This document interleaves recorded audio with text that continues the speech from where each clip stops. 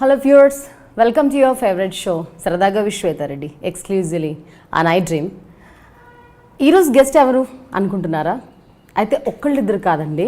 ఇటు cinema celebrities Chiranjeevi, Nagarjuna, Venkatesh, Balakrishna, పొలిటికల్గా చూసుకుంటే చంద్రబాబు నాయుడు, వైఎస్ఆర్, జగన్, కేసీఆర్, ఇంతమంది ఒకే డాష్ మీద వినిపించబోతున్నారు.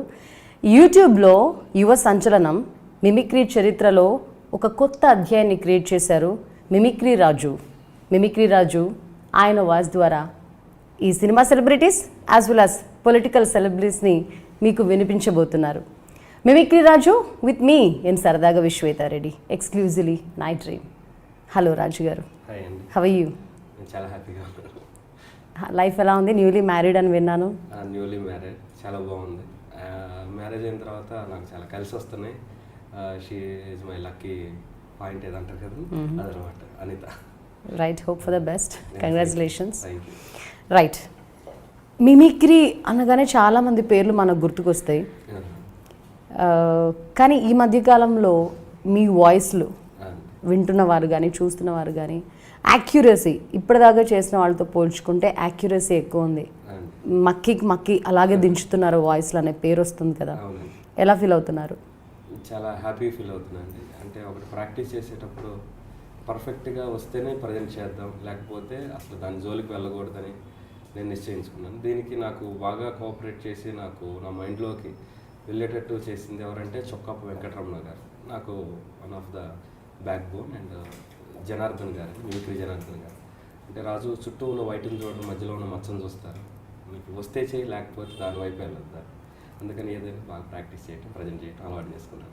ఫస్ట్ మీరు మీడియాలో వర్క్ చేశారని విన్నాను. అవునండి. As a voice over artist, mimicry ఆర్టిస్ట్గా చేశాను. TV1లో ఫస్ట్ అంజద్ గారు డైలాగ్ కొట్టు గురు అని, నేను జబర్దస్త్ గెటప్ సీను, మేమిద్దరం కలిసి మిమిక్రీ లైవ్ షో చేసేవాళ్ళం. ఎవరైనా ఫోన్ చేసి మమ్మల్ని అడిగేవారు ఆ వాయిస్ కావాలి, ఈ వాయిస్ కావాలి. అలా స్టార్ట్ అయిన నా కెరీర్ TV5, TV9 ఇలా కంటిన్యూగా. తర్వాత యుఎస్లో అశోక్ భట్టి గారిని ఉంటారు, అతను ఆనందమూర్ కాన్సెప్ట్ మీడియా అని ఒక సంస్థ ఏర్పాటు చేసి నా చేత రన్ చేయించడం, ఇలా ఎన్నో. గెటప్ సీను ఓంకార్ని ఇమిటేట్ చేసేది అనుకుంటా. అప్పుడు ఎటకారం.comలో ఓంకార్ని చేసేవాడు అనమాట. మేము డాన్సర్లుగా అలా ఆర్టిస్టులుగా చేసేవాళ్ళం. ఒక పక్క మిమిక్రీ చేస్తూ ఉండేవాళ్ళం. ఆట షోని కూడా ఇమిటేట్ చేసేవాళ్ళం. చేసేవారు. రైట్, ఫస్ట్ టైం అంటే మీకు మిమిక్రీ మీద ఫోకస్ చేయాలని, మిమిక్రీ అనేది ప్రాక్టీస్ చేయాలని, it's not a small task, చాలా టఫ్ టాస్క్. ఏదో గొంతు మీద ప్రెషర్ ఉంటుంది. 1-2 అంటే ఓకే, కానీ కొన్ని వందల వాయిస్లు, దాంతోపాటు ఆడ వాయిస్లు కూడా చేయాలి. ఇప్పుడు ఆల్రెడీ కుప్పలు తెప్పలుగా మిమిక్రీ ఆర్టిస్టులు ఉన్నారు. ఈ కాంపిటీషన్కి నేను తట్టుకోగలుగుతానా అనే ఆలోచన రాలేదా?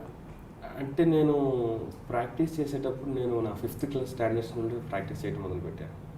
అప్పుడు ఫస్ట్ నేను ప్రాక్టీస్ చేసిన సుధాకర్ గారి వాయిస్తో స్టార్ట్ అయింది. అలా చేస్తుండగా 1+1+ యాడ్ అవుతూ ఉన్నాయి. మా స్కూల్లో ఎవరైనా ఫంక్షన్ చేసేటప్పుడు నన్ను ఇన్వైట్ చేయటం, చేయమంటాం. ఇప్పుడు ప్రజెంట్ చేస్తే మళ్ళీ బోరు కొట్టిద్దామని కొత్తగా నేర్చుకోవడానికి ట్రై చేయటం వల్ల ఒక్కొక్కటి యాడ్ అవ్వటం, అలా యాడ్ రావటం నాకు ఒక నమ్మకం వచ్చింది. అంటే మిమిక్రీ చేస్తుంటే జనాలు ఆదరిస్తున్నారు. అప్పటి నుండి ఇంకో కొత్త స్టోరీ స్టార్ట్ అయింది. మీరు చూసే ఉంటారు, ఇంట్లో ఉన్న పారిపోవటం, ఇక్కడికి వచ్చి కష్టాలు పడటం, బట్ హ్యాపీ. ఎక్కడ మీ ఊరు? గుంటూరు దగ్గర విలేజ్. గుంటూరు బొంగరాలవీడులో ఉండేవాడు. ఓకే, ఏం చదువుకున్నారు?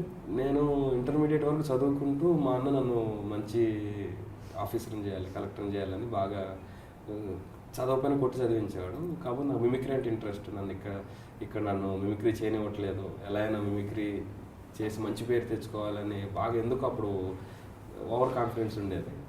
అందుకని ఇంట్లో ఉండి పారిపోవటం చేశాను. ఇంటర్మీడియట్లో ఇంట్లో ఉండి వచ్చేసాను హైదరాబాద్కి.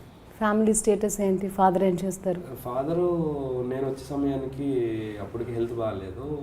అంటే ఒక బిల్డింగ్ కాంట్రాక్ట్ తీసుకొని వాటికి పెయింటింగ్స్, కుర్రోళ్ళు పెట్టించేసి పెయింటింగ్స్ చేయించడం అలా చేసేవారు.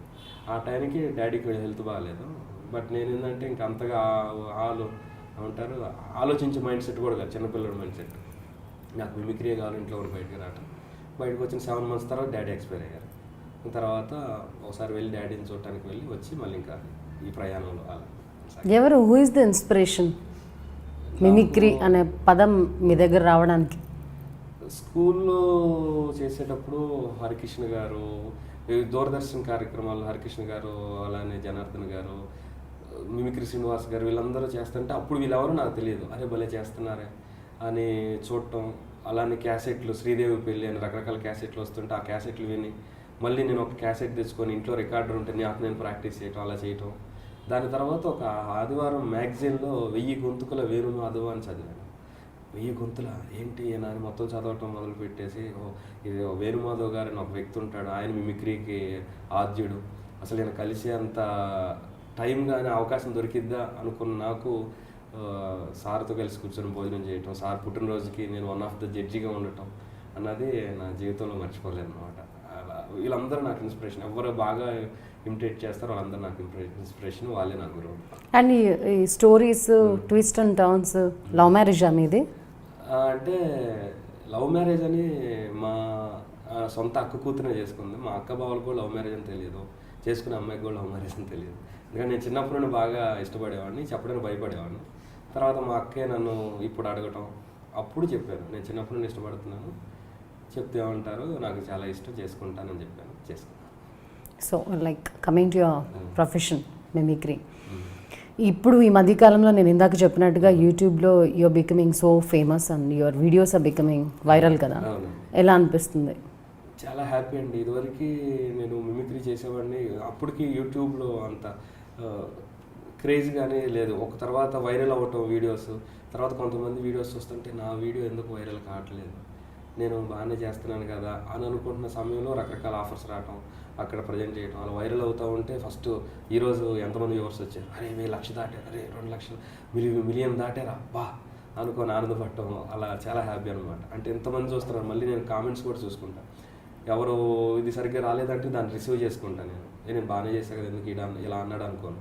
ఓకే, వీళ్ళు ఏదో ఇంకా నా గురించి మంచి కోరుకుంటున్నారు, నా దగ్గర ఉండి ఇంకా స్పెషల్ కోరుకుంటున్నారని ఇంకా సరిగ్గా వాళ్ళు చెప్తే ఇంకా ప్రాక్టీస్ చేయడం అలా చేస్తూ ఉంటాను. ఇంతమంది మిమిక్రీ ఆర్టిస్టులు ఉన్నా కూడా మీ వాయిస్ బాగా క్లిక్ అవ్వడానికి కారణం ఏమనుకుంటున్నారు? ప్రాక్టీస్ ప్రాక్టీస్ ప్రాక్టీస్ పర్ఫెక్ట్గా వస్తే చేయటం. అండ్ దానిలో ఒక ఆర్టిస్టు యూస్ చేసే వర్డ్స్, వాళ్ళ మాడ్యులేషన్ అండ్ కొన్ని మైల్డ్ డీటెయిల్స్ ఉంటాయి వాళ్ళ వాయిస్లో. ఆ మైల్డ్ డీటెయిల్స్ కనుక్కొని ఆ మైల్డ్ డీటెయిల్స్ ప్రజెంట్ చేస్తే ఆ వాయిస్తో పాటు బాగా వినే వాళ్ళకు కూడా అరే కరెక్ట్గా ఉంది అనిపిస్తుంది అనమాట. వాటిని నేను బాగా అబ్జర్వ్ చేస్తూ ఉంటాను. మీరు ఒకసారి యూట్యూబ్లో ఫేమస్ అయిపోయిన తర్వాత ఇన్ని లక్షలు మీరు అన్నారు కదా 1 మిలియన్ వ్యూసా అని చెప్పి, అప్పుడు then you started thinking about your own channel అని విన్నాను, ఓన్ యూట్యూబ్ ఛానల్. అది ఎంతవరకు సక్సెస్ అయింది? సక్సెస్ అవుతుంది, ఇంకా గ్రౌండ్ వర్క్ చేస్తున్నాం. ఇందాక చెప్పాను చూడండి అశోక్ భట్టి గారు అని. అశోక్ భట్టి గారు అమెరికాలో ఒక 3 months వాళ్ళ ఇంట్లో ఉన్నాను, ఎంత హెల్ప్ చేసేవాళ్ళు, షోస్ అన్నీ ఇచ్చేవాళ్ళు. నా బిహేవియర్ చూసి రాజు ఇంత మంచిగా ఉంటుంది కదా, నీకంటూ ఒక ఛానల్ ఉంటే బాగుంటుందని వాళ్ళే కెమెరాస్ ఇచ్చి, అశోక్ భట్టి గారు, ప్రవీణ్ వెస్లీ గారని, వాళ్ళ ఇల్లే బంజారా హిల్స్లో ఒక పెద్ద ఇల్లు ఉంటే వాళ్ళ ఇల్లే ఆఫీస్గా ఇచ్చేసి రాజు చక్కగా చేసుకో అని 1 రూపీ కూడా నా దగ్గర తీసుకోకుండా, నా ఖర్చు లేకుండా ఇంకేమైనా అవసరం ఉంటే రాజు ఇదిగో 50,000 ఒక వెబ్ సిరీస్ చేస్తావా చేసే అని అంత సపోర్ట్ చేసేవాళ్ళు ఉండటం వల్ల స్టార్ట్ చేశాను. అంటే ఆయన ఏంటి ఇండస్ట్రియలిస్ట్, ఎన్ఆర్ఐ ఇక్కడ ఫిల్మ్ ఇండస్ట్రీలో కూడా వర్క్ చేసి తర్వాత అటు వెళ్ళారు. మీకు ఎలా కనెక్ట్ అయ్యారు? అక్కడ అంటే మా టీవీలో శాస్త్రి గారని, అవధాన శాస్త్రి గారు అంటారు. ఫస్ట్ నేను పులిహోరలో నరేష్ గారి కాంబినేషన్లో సీరియల్ చేశాను, అప్పుడు నాకు అవకాశం ఇచ్చారనమాట. శాస్త్రి గారు అరే నువ్వు అమెరికా వెళ్తున్నావు కదా, అక్కడ నా ఫ్రెండ్ ఉన్నాడు బాగా హెల్పింగ్ నేచర్, అక్కడికి వెళ్ళి ఒకసారి కలువురా అని ఆ సార్ నెంబర్ ఇవ్వటం, నేను వెళ్ళి కలవటం. అక్కడికి వెళ్ళిన తర్వాత నా నేచర్ అంతా ఎలా ఉంటుందంటే, అంటే గొప్ప చెప్పుకోవటం కాదు, ఎక్కడ వెళ్ళినా కానీ నేను వాళ్ళు మిళితం అయిపోతాను. నేను ఒక ఆర్టిస్ట్ అనుకోను, వాళ్ళ కలిసిపోతూ ఉంటాను, సరదాగా ఉంటాను, అన్ని పనులు చేస్తూ ఉంటాను ఇంట్లో కూడా.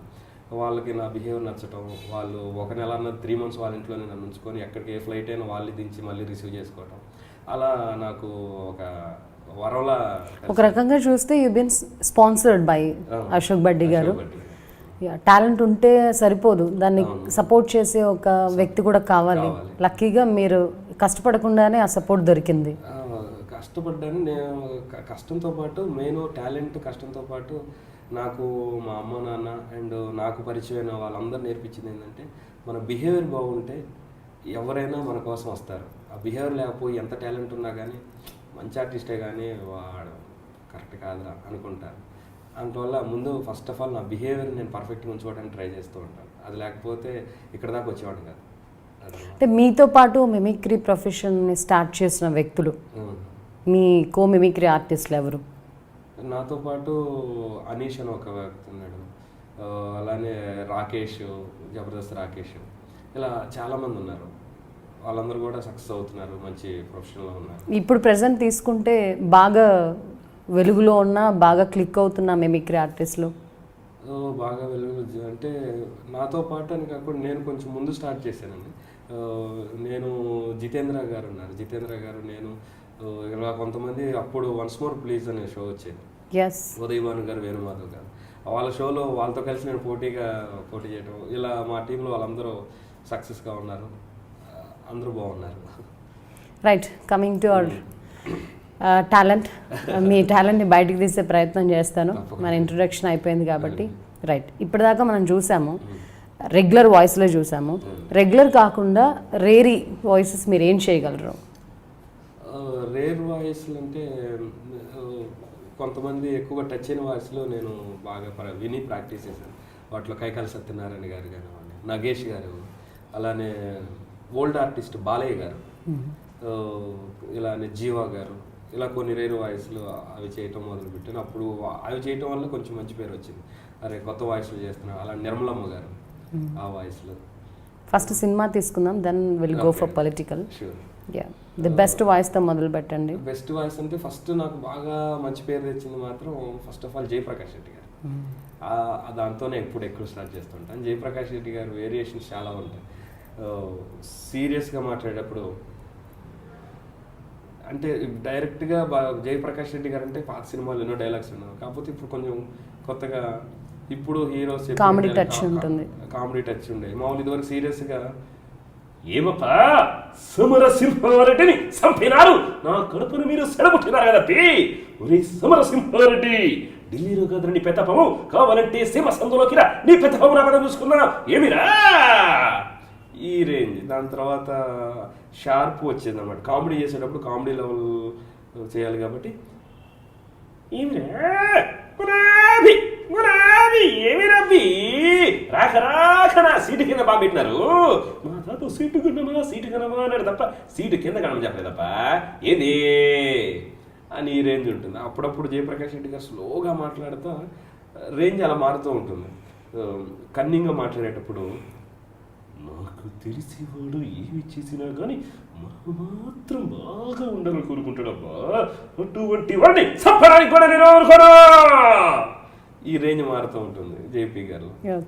అలానే జీవా గారు,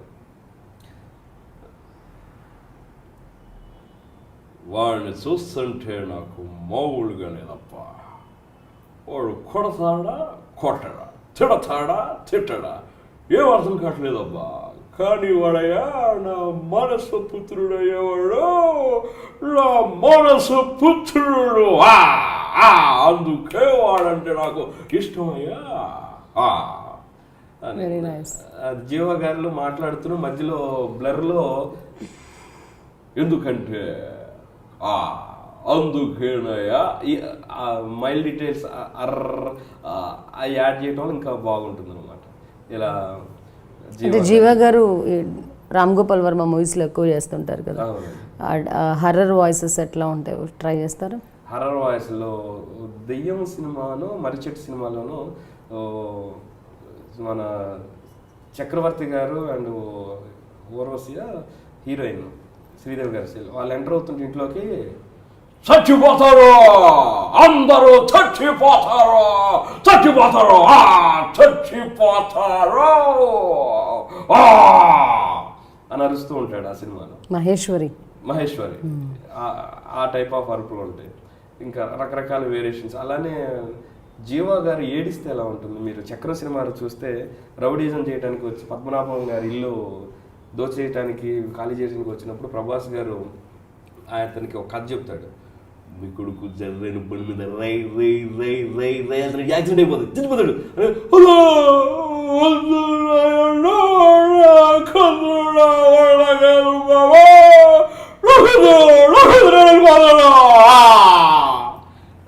ఏడుపులో కామెడీ ఏడుపులో ఇన్ని రకాల వేరియేషన్స్ ఉంటాయి. అండ్ నేను ప్రాక్టీస్ చేసేటప్పుడు కూడా కోపంలో ఎలా మాట్లాడతారు, ఏడిస్తే ఎలా మాట్లాడతారు, సెంటిమెంట్ ఎలా మాట్లాడతారు, అలా అలా ప్రాక్టీస్ చేయటం జరుగుతూ ఉంది. ఎందుకంటే ఒక ఇన్ కేసు డబ్బింగ్ చెప్పాల్సిన అవసరం వస్తే నేను ఒక వేరియేషనే ప్రాక్టీస్ చేస్తే ఆ సినిమాలో మరి ఏ రసం పండించాలో అన్నట్టు ప్రాక్టీస్ చేస్తూ ఉంటాను. ఇప్పుడు యంగర్ జనరేషన్ యంగ్ హీరోస్ ఎవరైనా చేయగలరా?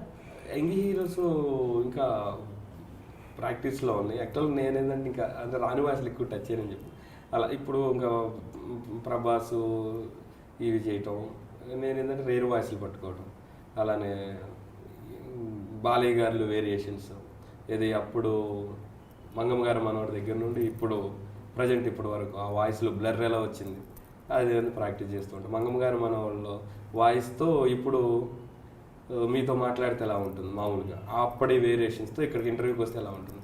మీరు నేను ఇక్కడ మంగమ్మ గారి మనోళ్ళలో బాలకృష్ణ గారిని అనుకోండి, మీరు నన్ను ఎలా ప్రశ్నిస్తారు? రైట్ బాలకృష్ణ గారు, వెల్కమ్ టు మై షో అండి.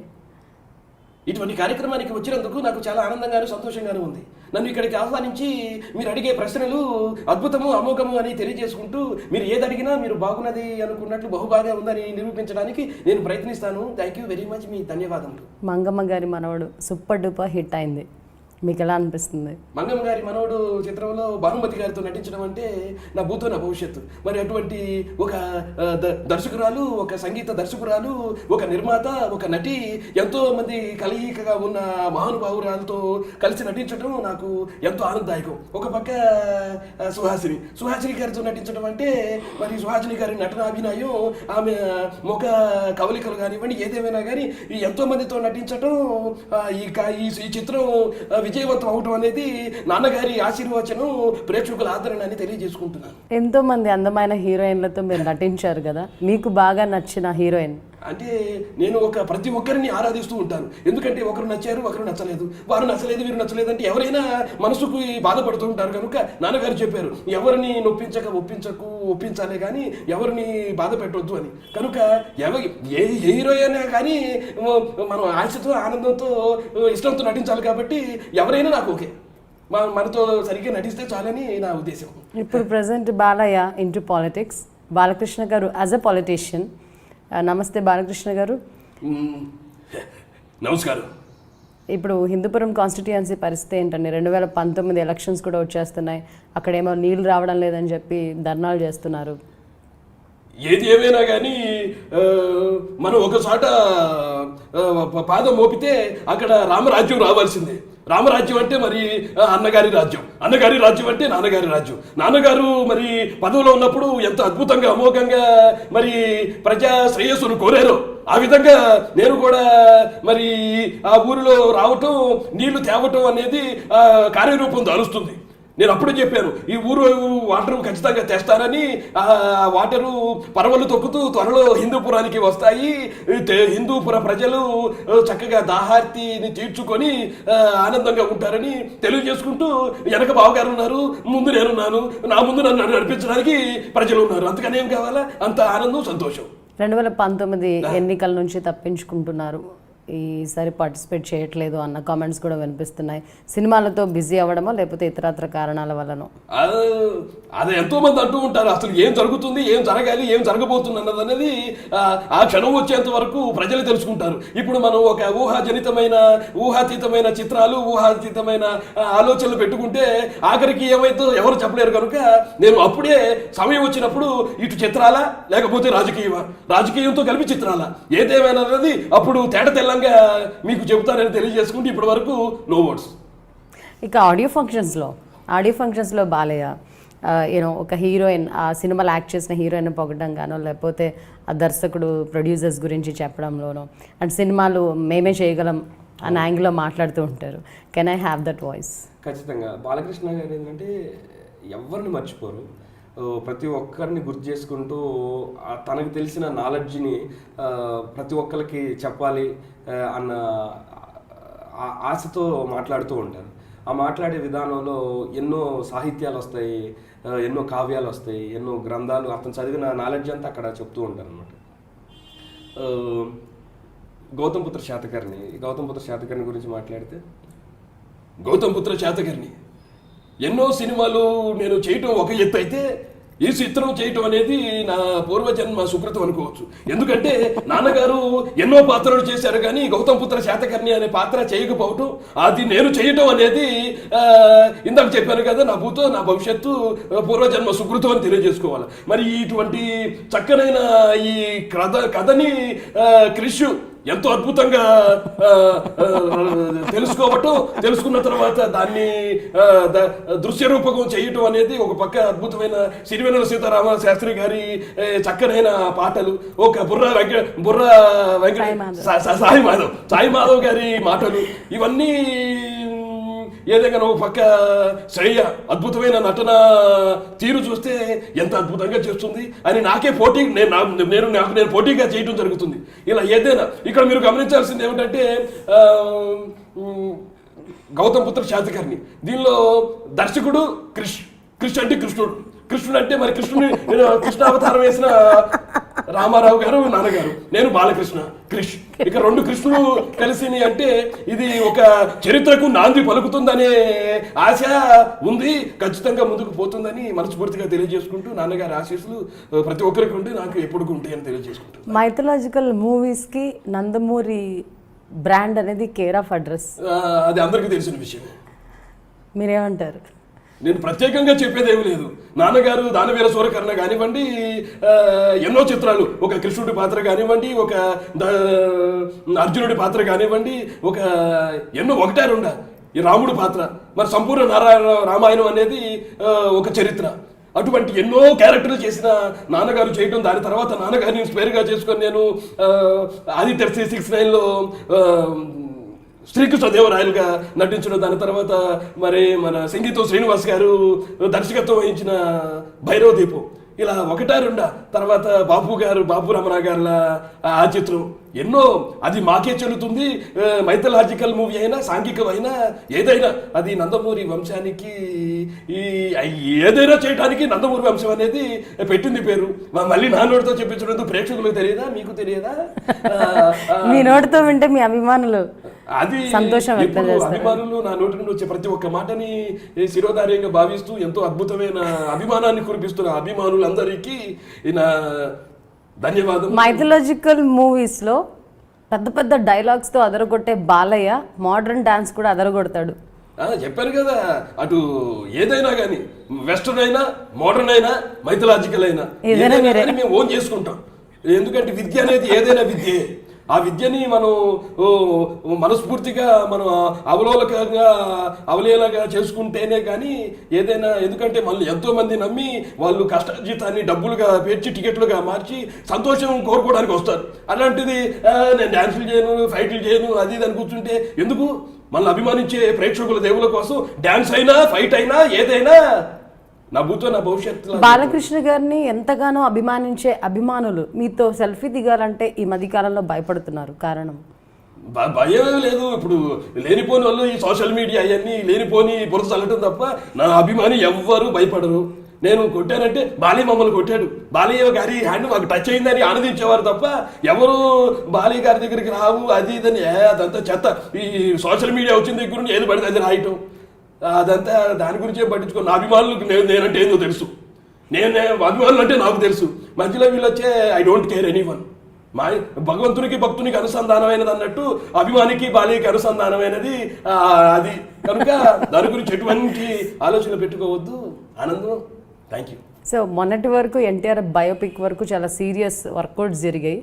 మహానటి బ్లాక్ బస్టర్తో ఆ ఇంట్రెస్ట్ మరింత పెరిగింది.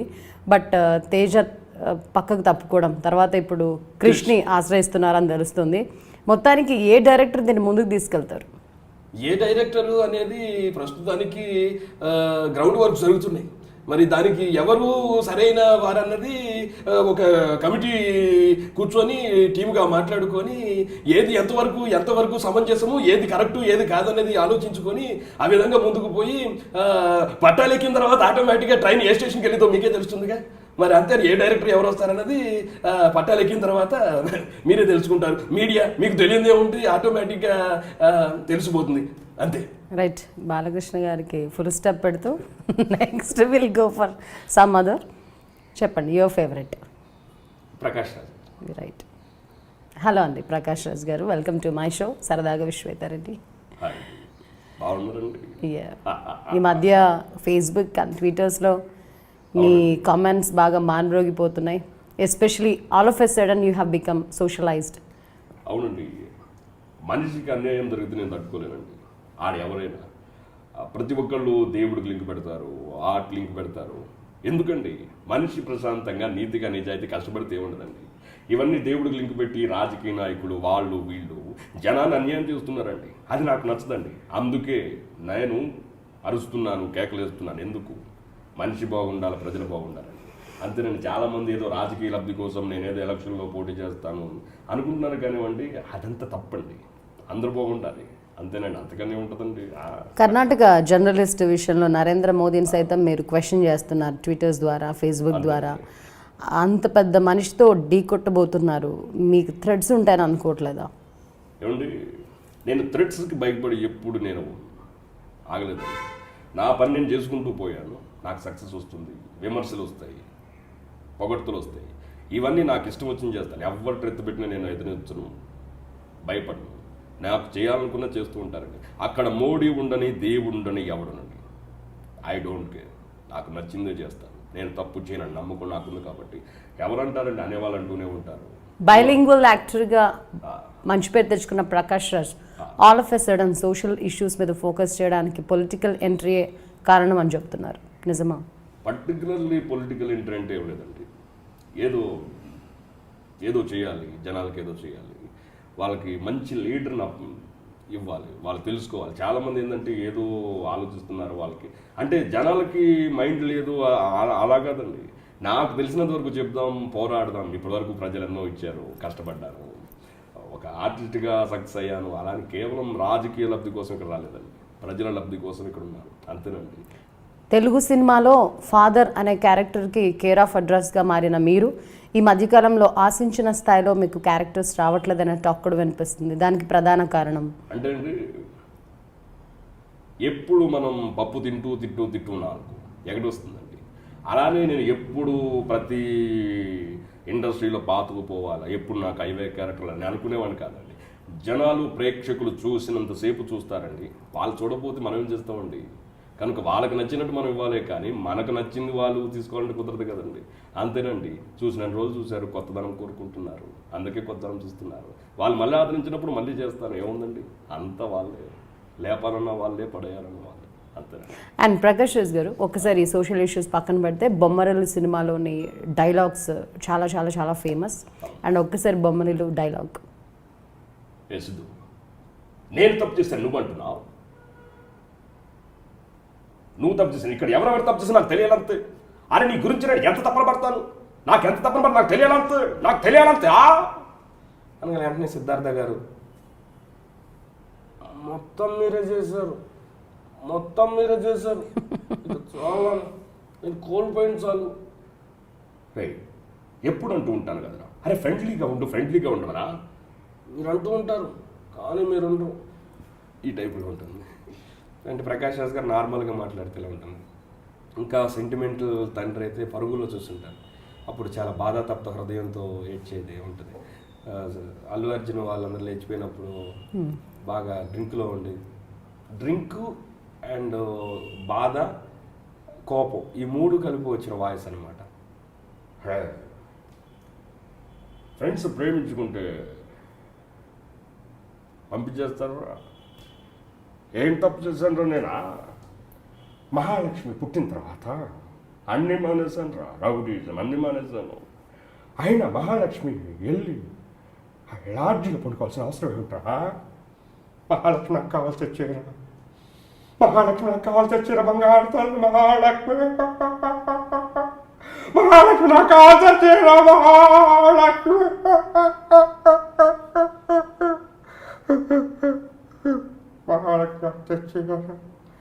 ఇదొక వేరియేషన్.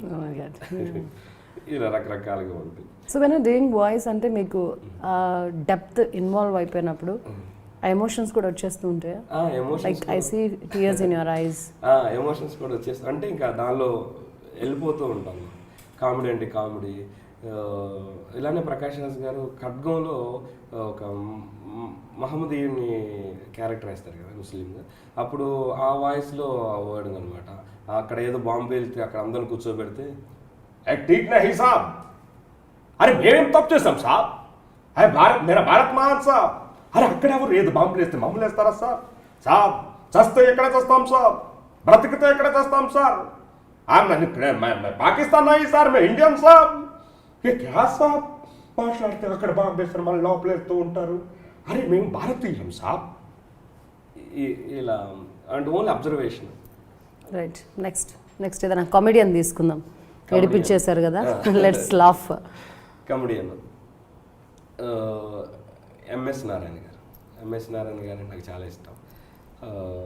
అతను యూజ్ చేసే ఆ లాంగ్వేజ్ కానివ్వండి, ఆ ఫాస్ట్ కానీ చాలా స్పీడ్ అండ్ క్లారిటీగా ఉంటుంది. మళ్ళీ దానిలో ఆ డ్రింకింగ్ అనే అది తగ్గదనమాట. ఎలా ఉంటుంది అతను మామూలుగా ఒక డైలాగు, ఫర్ ఎగ్జాంపుల్ బాలకృష్ణ గారు don't trouble the trouble, if you trouble the trouble, trouble troubles you, I'm not a trouble, I'm the truth truth truth. ఈ డైలాగ్ని ఎంఎస్ నారాయణ గారు ఫుల్ డ్రింక్లో అబ్బా, don't trouble the trouble, if you trouble the trouble, trouble troubles you, I'm not a trouble, I'm the truth truth truth. అమ్మా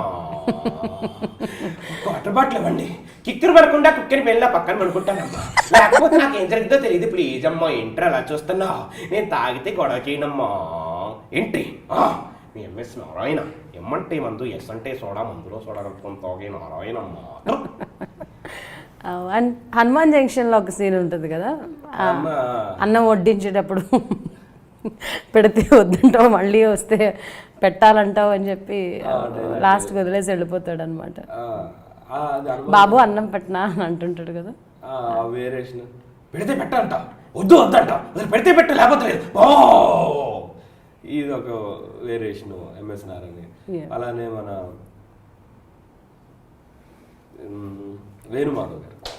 వేణుమాధవ్ గారిది ఒక comedy situation, ఒక serious situation. ఇది కేవలం voice మధ్య వేరియేషన్ ఎలా ఉంటుందని చెప్పడానికే చేస్తున్నాను, వేరే విధంగా అనుకోదు వేణుమాధవ్ గారు ఛత్రపతిలో నల్ల బాలు, నల్ల త్రాసులేక నాకు చెప్తాను బిడ్డ, గేంద్ర గలా చూస్తున్నావు, తుంచి సంచలేసుకెళ్తే ఏమనుకున్నావు, అయినా నీళ్ళు నాతో 3 times మాట్లాడింది తెలుసా? ఎవరు మాట్లాడిందన్న? నేను బస్సులో వెళ్తుంటే చీ పక్కన జరుగు అంది, అంతెందుకు నేను బైక్ మీద వెళ్తుంటే కళ్ళు కింద పెట్టుకో అంది. She is very careful you know. నల్ల బాలు, నల్ల త్రాసులేక నాకు చెప్తాను బిడ్డ, జింకి చెక్క చెక్క చెక్క.